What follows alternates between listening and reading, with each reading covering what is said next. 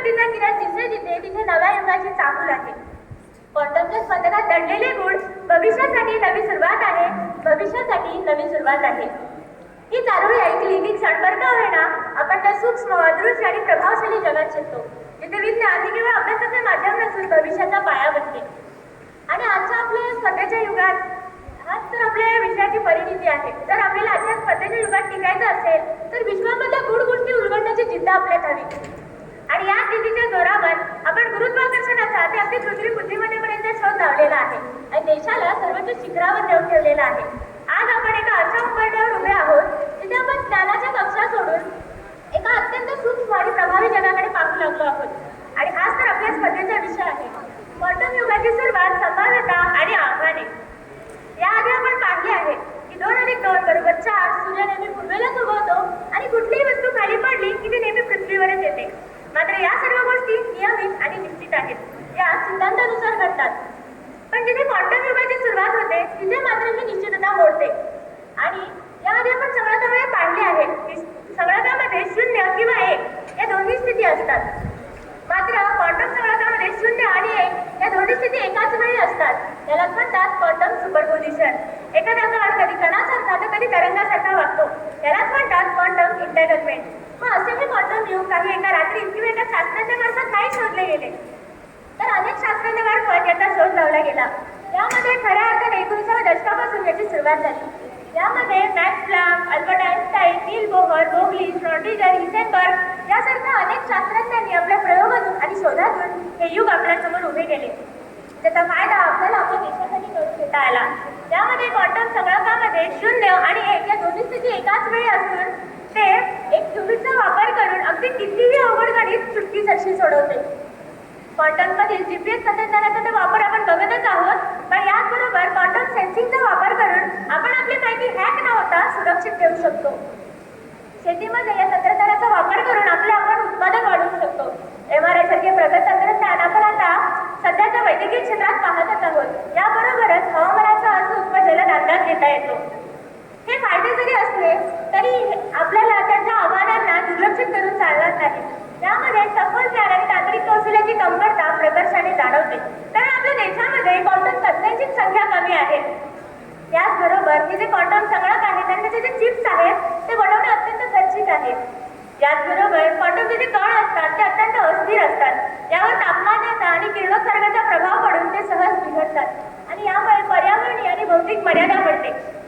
हे तंत्रज्ञान जर चुकीच्या व्यक्तीच्या हाती गेले तर यामुळे सायबर धोके आणि आपली वैयक्तिक माहिती धोक्यात येऊ शकते. यामुळे क्वांटम सायबर धोके हेही एक मोठे आव्हान आपल्या समोर आहे. अमेरिका, युरोप, चीन यासारखे देश आपल्यापेक्षा आघाडीवर आहेत आणि म्हणूनच त्यांच्याशी स्पर्धा करणे हेही एक मोठे आव्हान आपल्या समोर आहे. नियम, नैतिकता आणि धोरण निर्मिती तर आहे, पण क्लासिकल ट्रान्झिशनच्या माध्यमातून एक उत्तम इंटरफेस बनवणे हेही एक मोठे आव्हान आपल्या समोर आहे. सध्याच्या आपल्या या क्वांटम विषयावरील विविध कोर्सेस, प्रयोगशाळा यांची संख्या कमी आहे आणि म्हणूनच आपण हे तंत्रज्ञान नव्या पिढीला ते समजावून देणे हे सुद्धा जरा कठीण जात आहे. ही आव्हाने जरी असली तरी आपल्या भारत देशाने 2020 साली यामध्ये 6,000 कोटींची गुंतवणूक केली आहे. सध्या आपला भारत देश हा गुंतवणुकीमध्ये जरी मागे असला तरी त्याचा वाढीचा दर हा सर्वाधिक असणे अपेक्षित आहे. आपल्या भारत देशामधील क्वांटम क्षेत्रातील विविध स्टार्टअप आणि संशोधन संस्था यांच्यातील वापर वाढत आहे आणि यामुळेच मग त्याच्यातले जे गुंतवणूक असेल ती सातत्याने वाढत राहील. जर हे मिशन पूर्ण झाले तर 2035च्या अखेरीस आपला भारत देश हा टॉप 5 राष्ट्रांमध्ये असेल असा अंदाज आहे. आणि हा अंदाज जर आपल्याला खरा करायचा असेल तर आपल्याला आव्हाने संपुष्टात आणून संभाव्यतांचा विचार करायला हवा. यामध्ये अलीकडील पहलगामचा दहशतवादी हल्ला ही अत्यंत दुःखद घटना होती. मात्र यामध्ये आपण क्वांटम रडार आणि क्वांटम कम्युनिकेशनचा जर माध्यमाचा जर वापर केला तर यामुळे आपण दहशतवादी हालचालींना वेळेआधीच पकडू शकतो. याबरोबर अहमदाबाद येथील विमान दुर्घटनेमध्ये अनेकांचे बळी गेले. मात्र यामध्ये आपण क्वांटम कम्प्युटिंगचा वापर करून विमानातील दोषांचा अचूक वेध घेऊ शकतो, हवामानातील अचानक बदलांचा अंदाज घेऊ शकतो आणि याचबरोबर विमानाचे रिअल टाइम डाटा विश्लेषण करू शकतो आणि यामुळे अपघात नियंत्रण होते. क्वांटम कम्प्युटिंगच्या माध्यमातून आपण ब्रेन सिग्नलचे विश्लेषण करून व्यक्ती मानसिकदृष्ट्या अस्थिर आहे का हे ओळखू शकतो. यामुळे काही अंशी आपण आत्महत्या प्रतिबंध सुद्धा करू शकतो. औषध संशोधनामध्ये जर विचार केला तर यामध्ये cancer, Alzheimer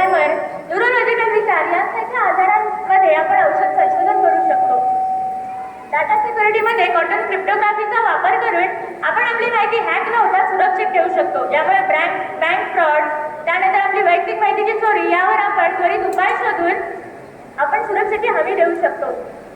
black holes, dark matter याचबरोबर युनिव्हर्सच्या उत्पत्तीबाबत या तंत्रज्ञानामुळे आपल्याला अधिक स्पष्टता मिळू शकते. आणि यामुळेच इस्रो सारख्या ज्या संस्था आहेत त्या उत्कृष्ट स्पेस मिशन बनवित आहेत. अर्थव्यवस्थेमध्ये तर याचा खूप फायदा होतोच, पण याबरोबरच हवामानाचा अचूक अंदाज घेता येतो. आणि अशा अनेक गोष्टी या क्वांटम तंत्रज्ञानामुळे शक्य आहेत. आणि जर आपण याचा योग्य वापर केला तर आपला भारत देश हा नक्कीच विश्वविजेता होईल. आणि म्हणूनच जाता जाता एवढेच म्हणेन की संभाव्यतेचा आपण करू स्वीकार, आव्हानांवर मिळवू विजय अपार, फायद्यांचा मध्ये ठेवून विचार, देशाची प्रगती करूया साता समुद्रापार, देशाची प्रगती करूया साता समुद्रापार. धन्यवाद.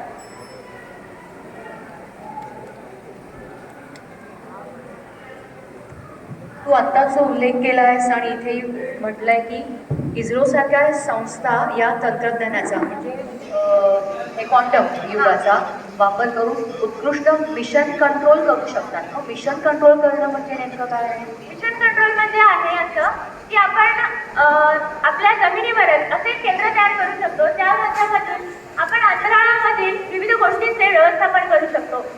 उदाहरणार्थ नासाचं जे हाऊस स्टेशन टेक्सास इथे त्याचं आपल्या इथे नासा जे आहे याच्या माध्यमातून अंतराळातील विविध गोष्टींचे व्यवस्थापन करण्यासाठी हाऊस टेक्सास येथे त्याचं केंद्र आहे. त्यामुळे इस्रो सारख्या संस्था सुद्धा याच्या माध्यमातून उत्कृष्ट स्पेस मिशन कंट्रोल बनवू शकतात.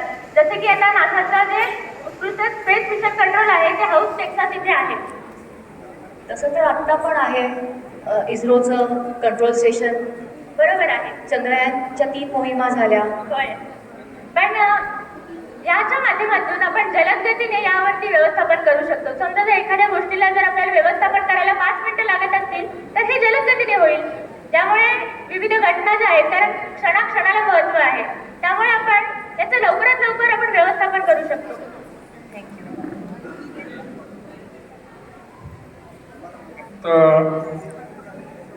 Quantum machine learning quantum machine आहे बरोबर ना? हो.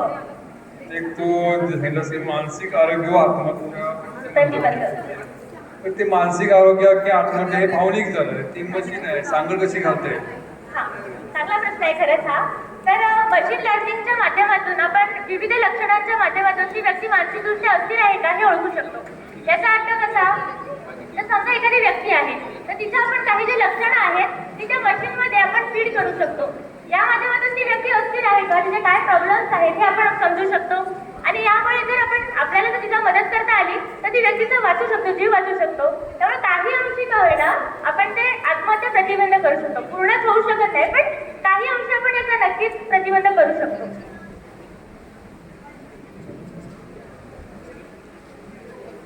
तंत्रज्ञान नवीन आहे. होय. जसं आता ChatGPT वर पण लोकांना वाटतंय की आपल्या नोकरीच्या किंवा रोजगाराच्या कमी आहे. क्वांटम आल्यानंतर प्रश्न थोडासा वेगळा विचारतो. क्वांटम आल्यानंतर रोजगाराच्या संधी कशा उपलब्ध असतील? कशा होतील? जर आता आपण विचार केला तर क्वांटम संगणक, क्वांटम चिप्स बनवणे यासाठी मग हे क्वांटम चिप्स कशा बनवायच्या, त्यानंतर ते क्वांटम संगणक हे कसे बनवायचे, त्याचे पार्ट विक्रेते हे एक म्हणजे रोजगार होईल. त्यानंतर या क्वांटम चिप्स बनवणे हे सुद्धा एक होऊ शकेल. क्वांटम संगणक बनवणे हे सुद्धा एक होऊ शकेल. त्याचबरोबर आता मी मगाशी म्हणाल्याप्रमाणे विविध डाटा विश्लेषण करू शकतो. आपण हवामानाचा सुद्धा अंदाज घेऊ शकतो. तर या क्षेत्रामध्ये सुद्धा यावर कंट्रोल करण्यासाठी विविध रोजगाराची निर्मिती होईल. आणखी जर तुम्हाला उदाहरण द्यायचं झालं तर क्वांटम सेन्सिंग आहे, ज्यामध्ये सुद्धा आपण त्यावर कंट्रोल करणारे व्यक्ती बनवू शकतो. आणि जर आपण याचा शिक्षणामध्ये जर आपण याचा अंतर्भाव केला तर यामुळे उत्कृष्ट क्वांटम तज्ज्ञ सुद्धा बनू शकतात. त्यामुळे ही सुद्धा रोजगाराची भरपूर नवीन संधी त्यामुळे तयार होतील. याबद्दल म्हणजे आपण बँकिंग क्षेत्राचा जर विचार केला तर जेव्हा कम्प्युटर येणार होते, आपण एक टप्पा मागे जाऊन विचार करूया. तर तेव्हा कम्प्युटर्स जेव्हा येणार होते तेव्हा बँकिंग मधले जे कर्मचारी होते त्यांना भीती वाटली की आता जर कम्प्युटर आले तर आमचं काम म्हणजे जे लेखी काम करतात त्यांचं काम हे कमी होईल. पण असं कुठे झालं, आता आपण बघतो तर कम्प्युटर्समध्ये सुद्धा काम करणारे अनेकशे रोजगार आता निर्माण झाले आहेत. आता सुद्धा हे तंत्रज्ञान नवीन आहे. यामध्ये भविष्यामध्ये वाढ होईल आणि रोजगाराच्या संधी सहजच उपलब्ध होतील. धन्यवाद.